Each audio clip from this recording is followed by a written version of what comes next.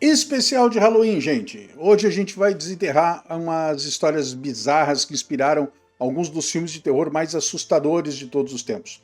Sabe aquela lenda que te fazia tremer na infância, te deixava olhando para o espelho com medo de ver alguma coisa que não devia estar lá? Pois então, a gente vai descobrir se essas lendas realmente têm uma origem sombria ou se são só histórias inventadas para assustar. Porque, convenhamos, se tem uma coisa que a galera de Hollywood sabe fazer, é pegar uma história macabra e transformar num filme que te deixa de luz acesa por dias. Mas antes, se você ainda não é inscrito aqui no canal, dá essa moralzinha e não esqueça de curtir e compartilhar, porque isso ajuda muito a entregar esse vídeo para mais pessoas. Beleza? Vamos trabalhar então. Fala pessoas, eu sou o Gustavo e esse é o Barba Movies. Bem-vindos de volta ao canal que coloca vocês à frente da curva cultural. Hoje vamos falar de lendas urbanas e vamos começar com uma das mais conhecidas, que é a Bloody Mary. Vamos começar com ela. Essa lenda é uma daquelas que todo mundo já ouviu quando era criança e ficou tentado a testar, mas não teve coragem porque ninguém é tão doido de repetir, de fazer a coisa assim. A história diz que se você olhar para um espelho à meia-noite e repetir Bloody Mary 3 vezes, uma mulher ensanguentada aparece atrás de você. Ok, parece um ritual bizarro de filme de terror barato, né? Pois é, mas foi aí que a história surgiu, num filme de terror barato.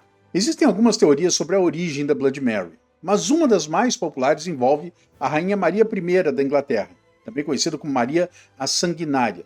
Durante o reinado dela, Maria era conhecida por perseguir e executar protestantes, o que rendeu para ela o apelido nada carinhoso de Sanguinária. Olha que fofa. Então, se a gente pensar bem, invocar a alma da rainha vingativa que queimou uma galera na fogueira, é melhor não tentar.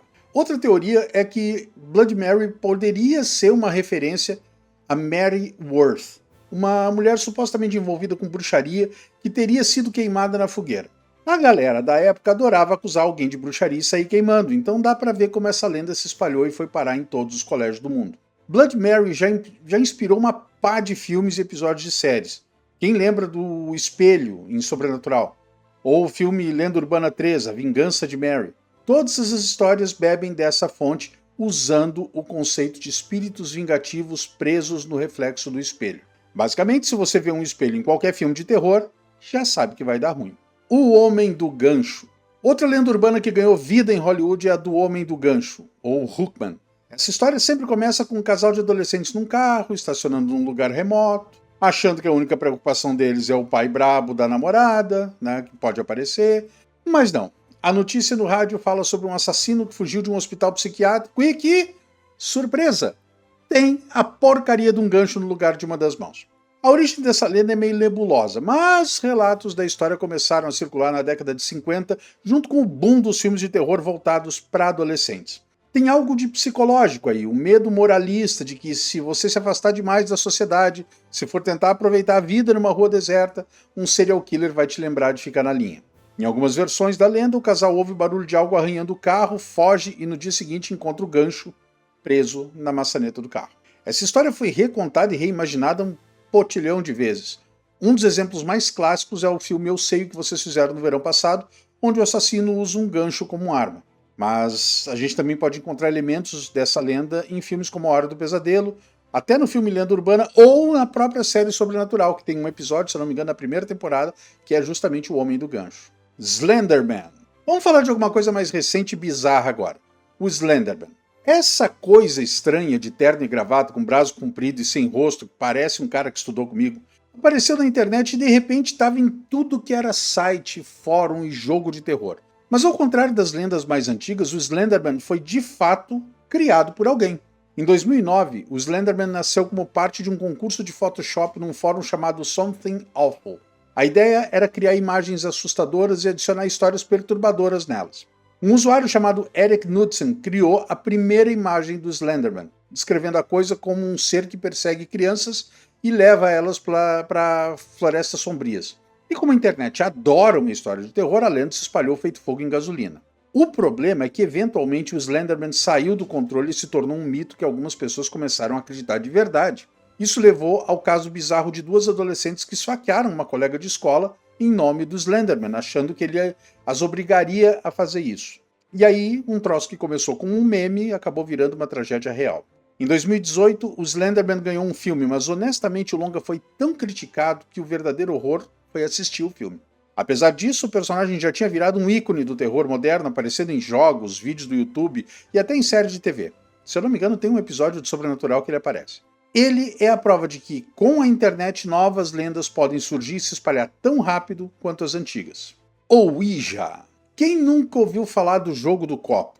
Um grupo de amigos corajosos, mas possivelmente burros que nem uma porta, se reúne de noite, coloca um copo de vidro em cima de um tabuleiro improvisado com letras e jura que se fizerem as perguntas certas, o espírito vai responder movendo o copo. Clássico de noites de pijama e filmes de terror de baixo orçamento. Esse jogo é uma adaptação simplificada da tábua Ouija, que por sua vez tem raízes no espiritismo do século XIX. A diferença é que, enquanto a Ouija era vendida como um jogo de tabuleiro, sério, existia até propaganda na TV, o jogo do copo é uma versão do it yourself, faça você mesmo, onde qualquer copo e uma cartolina servem.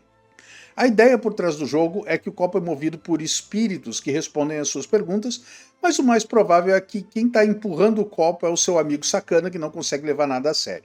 Mesmo assim, essa lenda sempre vem acompanhada de histórias de espíritos furiosos, exorcismos e copos quebrados, obviamente. O conceito do jogo com espíritos é tão popular que já foi explorado em vários filmes. Um exemplo recente é Ouija, o jogo dos espíritos, onde a tábua é praticamente a estrela do filme. Mas, de certa forma, qualquer cena de comunicação com espíritos que dá errado, seja num filme da franquia Invocação do Mal ou num episódio de Sobrenatural, deve sua origem à popularidade desses jogos. Mulher de branco. Aqui eu vou deixar de lado a loira do banheiro, porque eu acho que ela é uma coisa muito local aqui, né?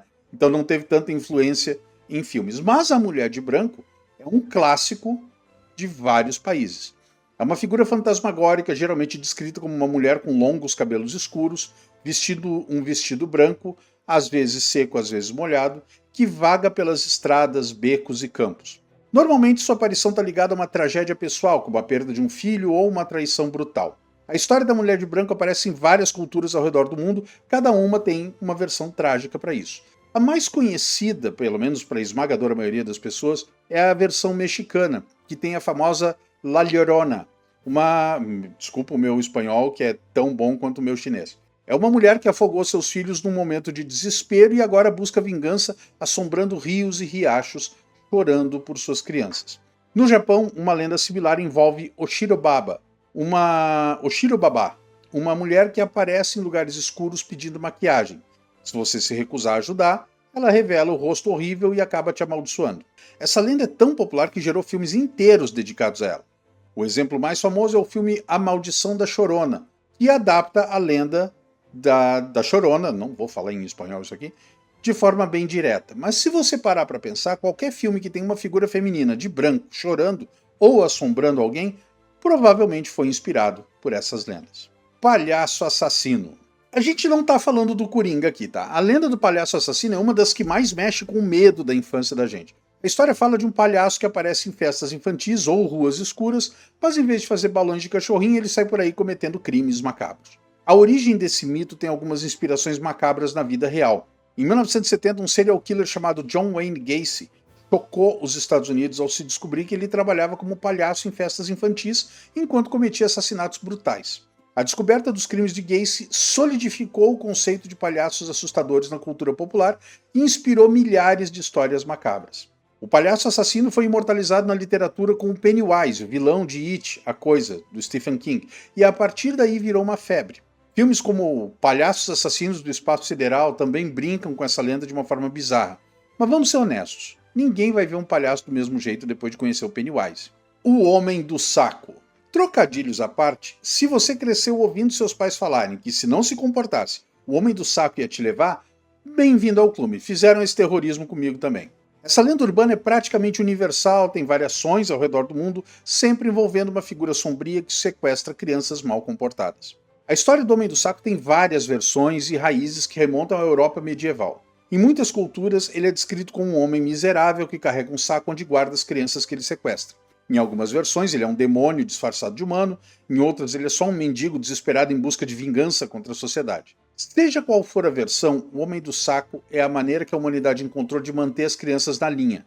Com trauma, obviamente, mas manter as crianças na linha.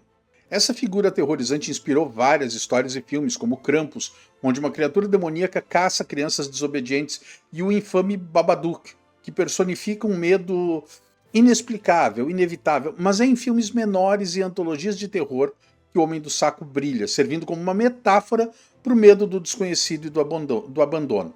Reparou que cada uma dessas lendas, elas meio que representam um tipo de medo que a gente sente, principalmente quando é criança? Então, Pé Grande, claro, óbvio, ululante que eu não ia deixar passar o Pé Grande.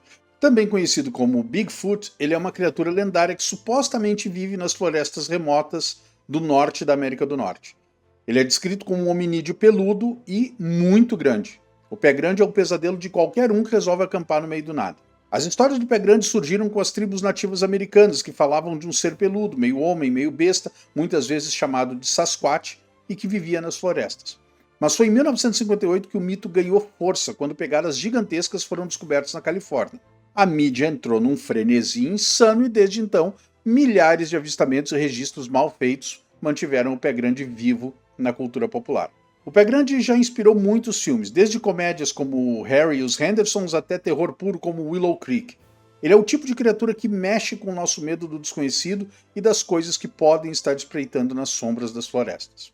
E por último, senhoras e senhores, mas sem que isso desmereça, o Chupacabra. Para encerrar, não podia faltar o Chupacabra. Eu disse cabra. Esse monstro é uma criatura misteriosa supostamente responsável pela morte de cabras e outros animais de fazenda, drenando seu sangue de uma maneira quase cirúrgica.